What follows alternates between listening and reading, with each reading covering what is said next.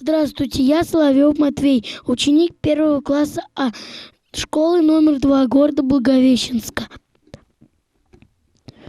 А это мой дом, в котором живем я, мама и папа. А это мой папа, Соловьев Александр Васильевич. Он сам построил наш красивый дом. Я очень люблю своего папу и написал о нем стихотворение. Вот мой папа молодец, дом построил мой отец.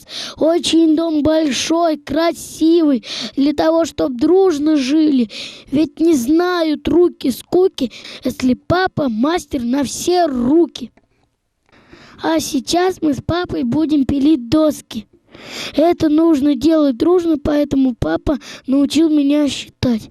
Когда мы пилим, раз-два, будут на зиму дрова.